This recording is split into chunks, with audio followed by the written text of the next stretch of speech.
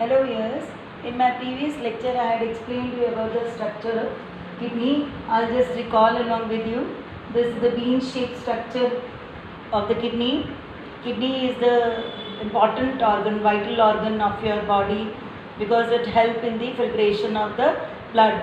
Therefore, nitrogenous waste is removed, that is urea, and we remove nitrogenous waste, therefore we are called as ureothalate.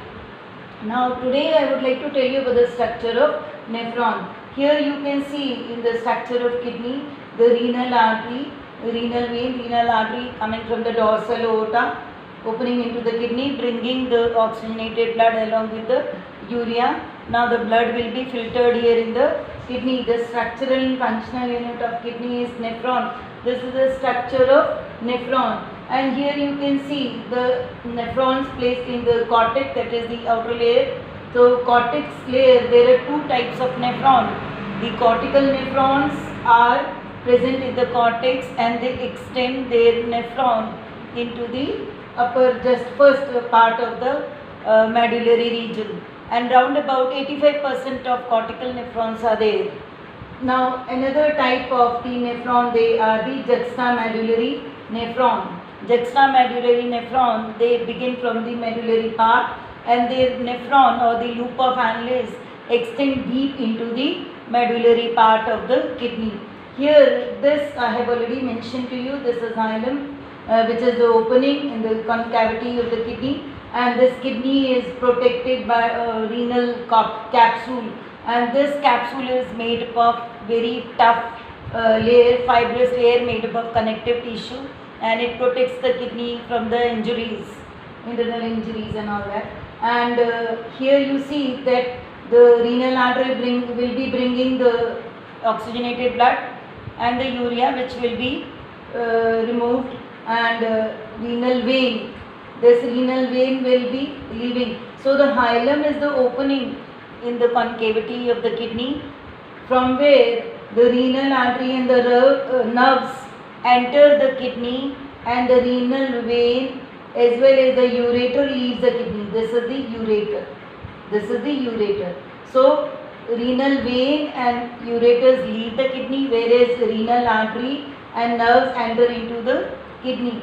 And these actually the cortex area, after the cortex area, the medullary area, in the medullary area there is presence of renal pyramids.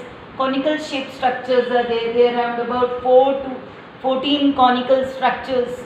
They are called as renal pyramids, which are highly rich in the blood capillaries. So they are present in the medullary region, and here you will come to know their function also. Then they led into the another ducts called as the minor calyces.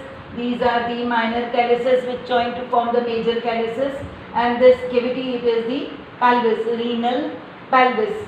So this way I have just, and the ducts present in these minor and the major calyces, they are called as papilla. This hilum is also termed as hilus renalis.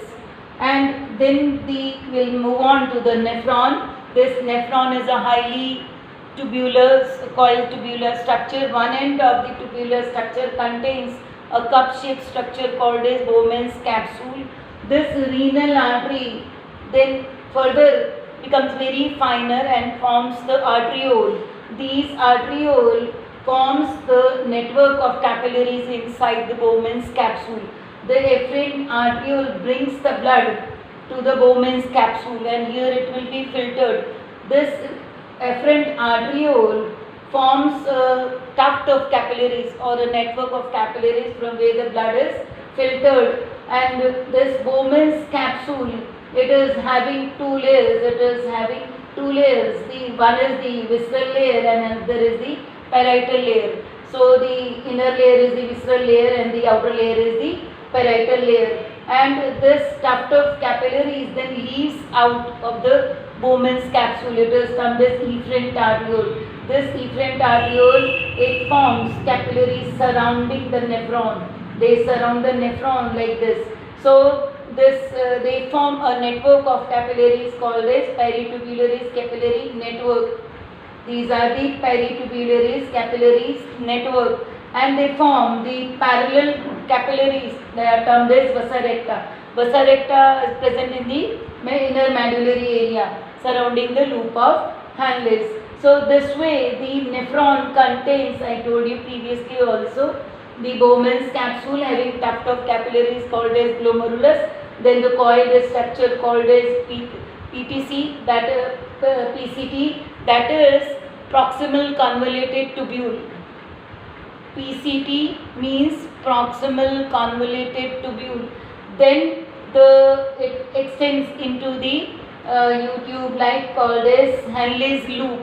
This Henle's loop has two limbs, one of the limb going down called as descending loop of Henle's, another going up, that is called as ascending loop of Henle's, which open into again you can say the coiled structure called as descending tubule, called as distal convoluted tubule. It opens into distal convoluted tubule. So I'll repeat, the descending loop of Henle's goes down and then it comes up called as ascending loop of Henle's, which opens into a coiled structure called as distal convoluted tubule.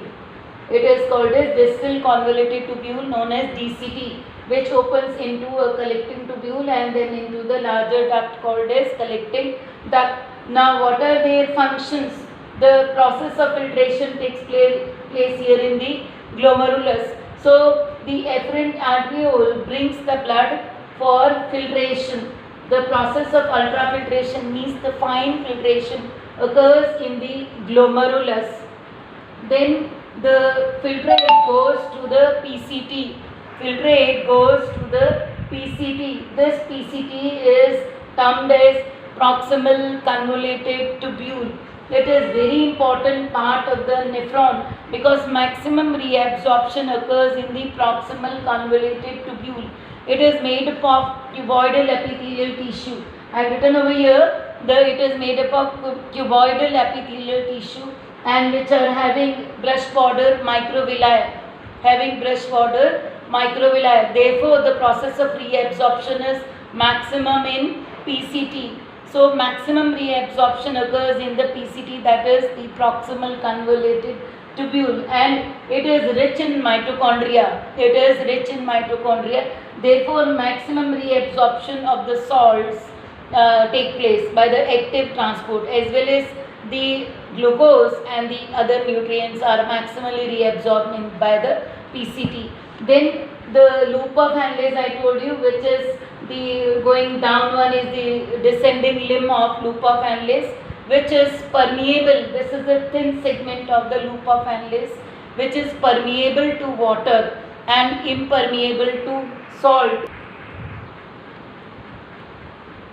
This descending loop of Henle's, it is permeable to water and impermeable to salt. It is made up of flat squamous epithelial tissue.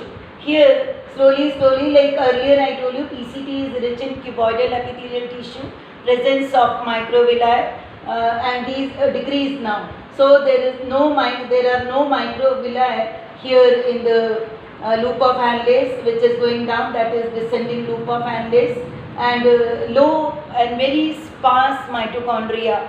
The cells are having very sparse mitochondria. Therefore, it is not helping in immense of reabsorption. Then here I told you these are the vasa recta, which are the parallel capillaries surrounding the loop of Henle's, and then this loop of Henle's going up, that is the ascending loop of Henle's. This is the thick segment of the nephron tubular structure, and this is also lacking microvilli, but here number of mitochondria is increased in their cell, and it is made up of cuboidal epithelial tissue. This segment, that is ascending loop of Henle's, it is impermeable to water. But it is permeable to salt. I am repeating, this ascending loop of Henle's is the thick segment of loop of Henle's. It is impermeable to water but permeable to salt.